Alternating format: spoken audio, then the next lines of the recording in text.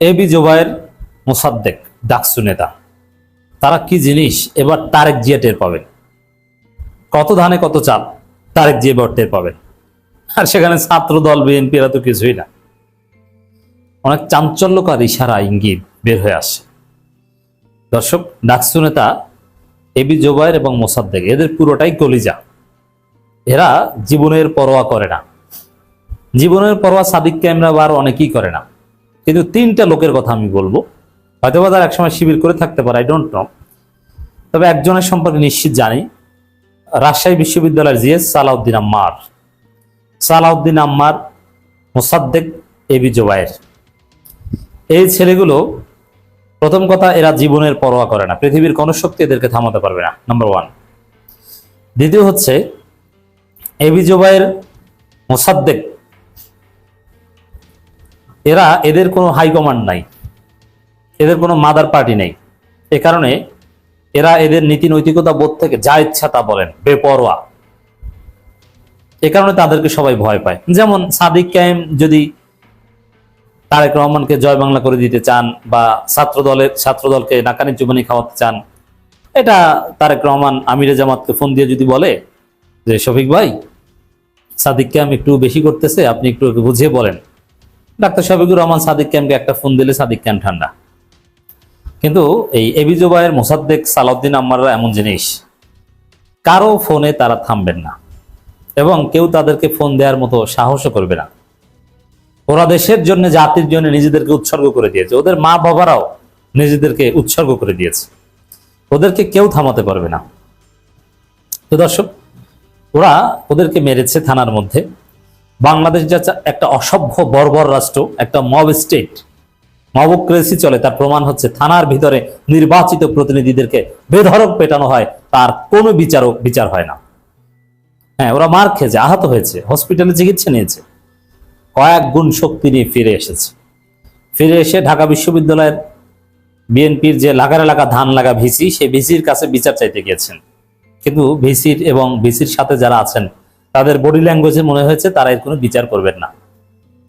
এরপরে এবি জোবায়ের, মোসাদ্দেক গেছেন শাহবাগ থানায় মামলা করতে। শাহবাগ থানায় মামলা করতে গেলে ওসি উধাও হয়ে যান। এবি জোবায়ের, মোসাদ্দেকদের মামলা শাহবাগ থানা নেয়নি।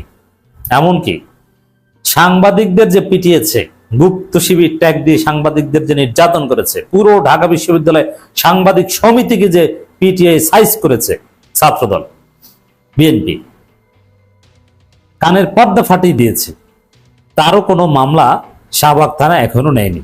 এটাই হচ্ছে চাঞ্চল্যকার ইশারা, ইঙ্গিত। এই জন্যই আমি এখানে তারেক জিয়ার নাম টেনে এনেছি। এই যে মোসাদ্দেক, এবি জোবায়ের উপর হামলা করা এবং সাংবাদিকদের পেটানো, এগুলো আমার কাছে মনে হয় এগুলো সব তারেক জিয়ার নির্দেশনা। কারণ ছাত্রদল এমন একটা সংগঠন, তারা ছাত্রদলের গাছের পাতা, বিএনপির গাছের পাতাও তারেক জিয়ার নির্দেশ ছাড়া তারা করে না।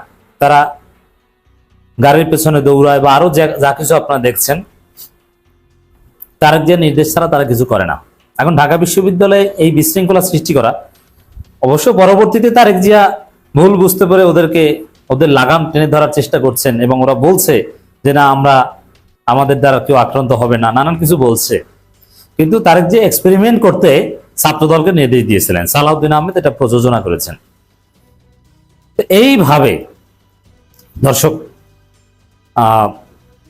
এবি জোবায়ের, মোসাদ্দেককে পেটানো হয়েছে। এমনকি এরপরে রাজশাহী বিশ্ববিদ্যালয়ে সালাউদ্দিন আম্মারকে নিয়েও এক্সপেরিমেন্ট করতে পারে যে ওকে একটু মায়ের দিয়ে দেখো কি হয়।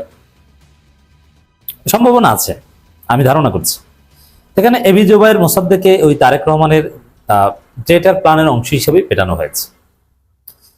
তার প্রমাণ হচ্ছে, যদি ছাত্রদলের ফার্স্ট ইয়ার বা জুনিয়ররা অতি উৎসাহী হয়ে এই কাজ করে থাকতো, একদম বিএনপির শীর্ষ নেতৃত্ব, ছাত্রদলের শীর্ষ নেতৃত্বের সাথে জড়িত না থাকতো, তাহলে শাহবাগ থানা মামলা নিত, বিশ্ববিদ্যালয়ের ভাইস চ্যান্সেলর তারাও বিচার করার প্রতিশ্রুতি দিতেন। কিন্তু আমরা দেখতে পাচ্ছি বিশ্ববিদ্যালয় কর্তৃপক্ষ বিচার করবে না, এরকম একটা গাছারা ভাব। আর শাহবাগ থানা মামলা নিচ্ছে না, সাংবাদিকদেরও মামলা নিচ্ছে না, এবি জোবায়ের, মোসাদ্দেকদেরও মামলা নিচ্ছে না।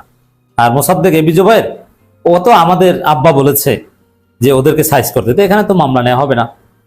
এবং ওই যে কিরিচ দিয়ে কুপিয়ে ছাত্রদলের নেতারা শিবির নেতার পায়ের রগ এবং গোড়ালি কেটে দিয়েছে, তাকেও গ্রেপ্তার করা হবে না, এটাও হাইকমান্ডের নির্দেশ। অবশ্য এগুলোর মাধ্যমে এইভাবে এক্সপেরিমেন্ট করে পরবর্তীতে ওদেরকে ভালো হতে বলেছে, মানে এইসব মারামারি করতে নিষেধ করেছে। কিন্তু যেহেতু কড়া নির্দেশনাটাও উপরের ছিল, এই কারণে মামলা নেওয়া হচ্ছে না। মামলা নিলে আমরা মনে করতাম যে সন্ত্রাসীরা অতি উৎসাহী হয়ে মব সৃষ্টি করেছে, কিন্তু মামলা না নেওয়ার মাধ্যমে স্পষ্ট যে এই মব এটা বিএনপির উচ্চ পর্যায়ের নির্দেশে হয়েছে। এটাই হচ্ছে চাঞ্চল্য। Very simple. ডাকসু নির্বাচিত প্রতিনিধিদের কিভাবে মারা হয়েছে ক্যামেরার সামনে, সাংবাদিকদের কানের পর্দা ফাটিয়ে দেওয়া হয়েছে, তারপরও মামলা নেওয়া হবে না? এটা কোন অসভ্য রাষ্ট্রে আমরা বসবাস করছি? আপনি চিন্তা করেন, কানের পর্দা ফাটিয়ে দেওয়া হয়েছে, কয়েকটা টকবগে তরুণ কয়েকদিন হসপিটাল খেটে এসেছে, কিভাবে মারা হয়েছে আমরা দেখেছি, মামলা নেওয়া হবে না। তবে এবি জুবায়ের মোসাদ্দেক, ওদের রক সবগুলো বাঁকা, ওদের ঘাড় তেরা, ওদের ঘাড় মনে হয় 150 ডিগ্রি তেরা। আমাদের ঘাড় যেরকম সোজা, ওদের ঘাড় 400 ডিগ্রি তেরা। ওরা এর শেষ দেখে